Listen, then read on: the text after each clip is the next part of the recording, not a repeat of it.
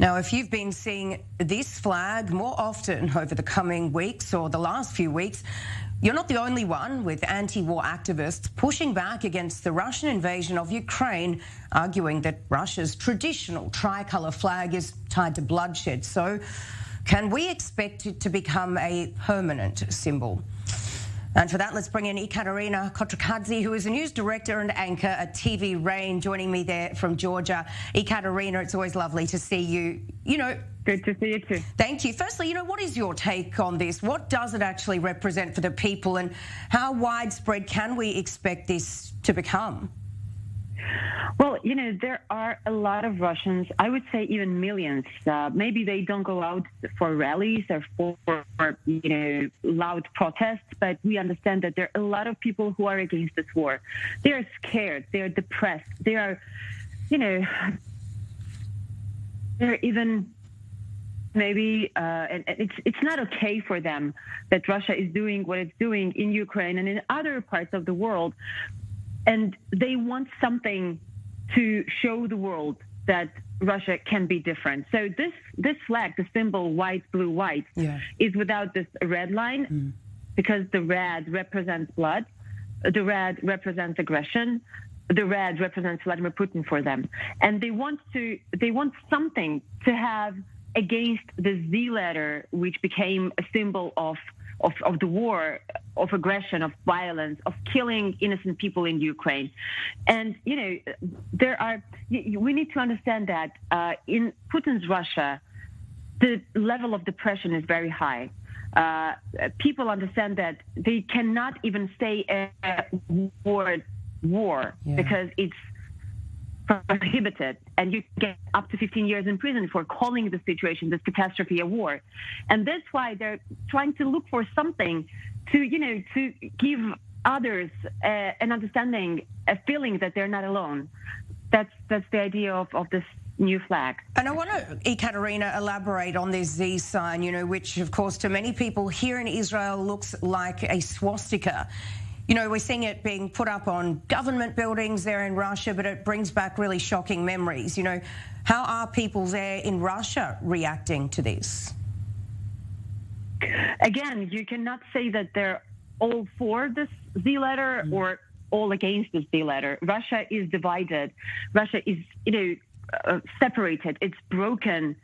And for these people who support this Z letter, they don't see it as a swastika. They see it as a symbol of honor, as a symbol of bravery, as a symbol of Russian state, which is becoming bigger and bigger, which is conquering new lands and getting this big mother Russia even stronger than it was.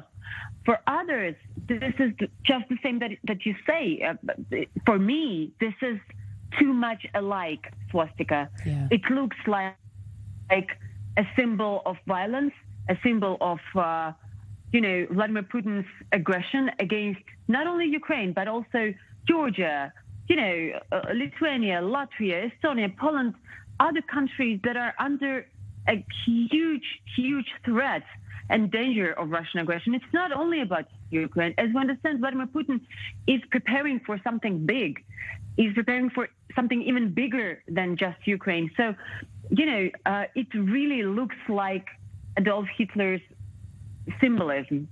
And I could see yesterday, or 2 days ago, on social media, I saw my friends who are still in Moscow posting this huge, gigantic Z letter on one of the main theaters facade in Moscow.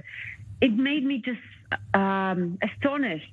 And there are so many people who are still posting on Facebook, which is banned actually in Russia, which is called and declared an extremist organization. They are still posting on Facebook through VPN that they are against this thing, that they don't want their country to be associated with this Nazi aggressive state and Vladimir Putin personally, and they are choosing something different. And so this white, blue, white flag means a lot to them. That's right. And Ekaterina, I want to, move on, bring something else up. Of course, Victory Day is approaching, which is, one of the most cherished holidays for Russians. You know, symbolising the defeat of Nazism for generations, really, of Russian citizens. What is going on with it this year, you know, given that the war has been started by Russia? Actually, Vladimir Putin's 20 years in power have changed the attitude to this Victory Day. Vladimir Putin has used and has been using the symbols and remembrance of this great victory as his own thing, as his own ideology, because he didn't have anything in reality. I mean, there's no ideology of Vladimir Putin. It's just the thing that he wants this great victory to be his victory, and that's why. That's why he will use this Victory Day. He will say words about defending Russia again, because he's trying to show the situation as if Russia was fighting Nazi Germany, as if Russia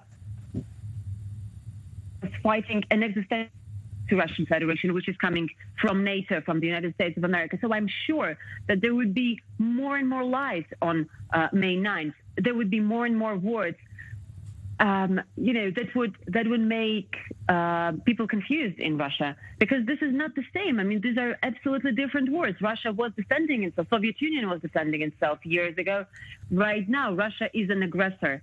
So Vladimir Putin will try again with the help of his propaganda channels. The propaganda machine is very strong in Russia. They have banned all the independent media outlets, including TV Rain, my TV station. Yeah. They will try to show it as if they are repeating the great victory of 1945, which is a total disaster.